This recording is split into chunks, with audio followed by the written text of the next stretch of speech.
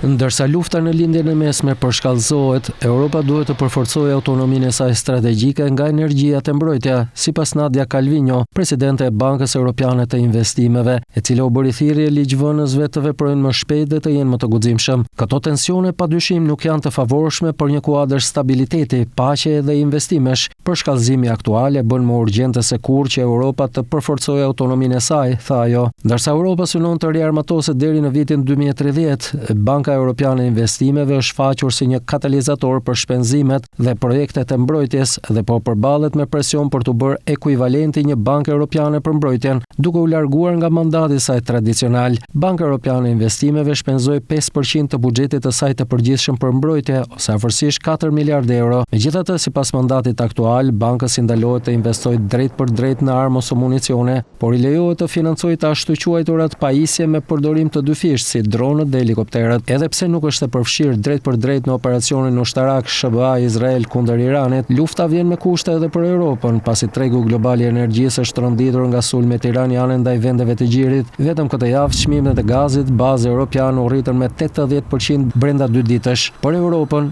energjia është thembër akilit që nga ndërprerja e papritur e rrjedhave të gazit të lirë rus para spushtimit të Ukrainës në vitin 2022, që atëherë Bashkimi Evropian është përpjekur të diversifikojë furnizuesit nga Shtetet e Bashkuara, vendet e gjirit dhe ato të treta si Azerbajxhani. Calvino tha se mësimet e vështira nga lufta në Ukrainë nënkuptojnë se kompanitë europiane kanë ndërtuar burime alternative, por pranoi se kjo ka qenë një pengesë për konkurrueshmërinë krahasuar me rajone të tjera si Shtetet e Bashkuara dhe Kina, të cilat kanë qasje në energji më të lirë dhe kosto më të ulta prodhimi që lidhen me furnizimin me energji.